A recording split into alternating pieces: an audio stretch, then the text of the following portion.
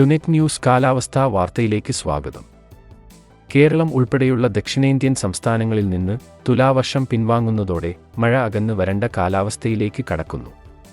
കേരളത്തിലുൾപ്പെടെ ഇനി വരും ദിവസങ്ങളിൽ മഴരഹിത കാലാവസ്ഥയാകും അനുഭവപ്പെടുക.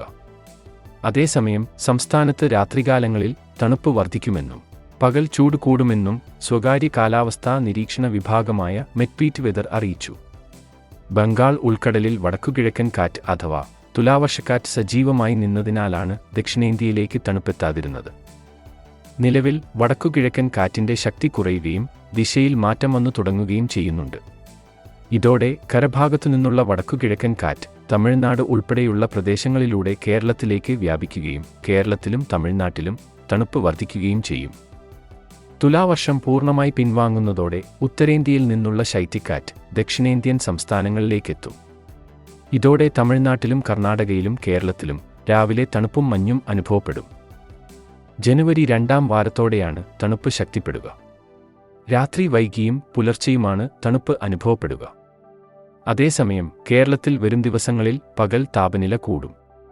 രാജ്യത്ത് ഏറ്റവും കൂടുതൽ ചൂട് രേഖപ്പെടുത്തുന്ന സംസ്ഥാനം ഇനിയുള്ള ദിവസങ്ങളിൽ കേരളമാകാനാണ് സാധ്യതയെന്ന് മെറ്റ്പീറ്റ് വെതർ പറയുന്നു. വടക്കൻ കേരളത്തിലെ കണ്ണൂർ, തെക്കൻ കേരളത്തിലെ പുനലൂർ, തിരുവനന്തപുരം തുടങ്ങിയ പ്രദേശങ്ങളിലാണ് കൂടുതൽ താപനില റിപ്പോർട്ട് ചെയ്യാൻ സാധ്യതയുള്ളത്. കഴിഞ്ഞ മാസങ്ങളിൽ തുടർച്ചയായി കണ്ണൂരിൽ കൂടുതൽ താപനില റിപ്പോർട്ട് ചെയ്തിരുന്നു. കാലാവസ്ഥാ വാർത്തകൾ കൃത്യമായി ലഭിക്കാൻ ചാനൽ സബ്സ്ക്രൈബ് ചെയ്യുക. നന്ദി.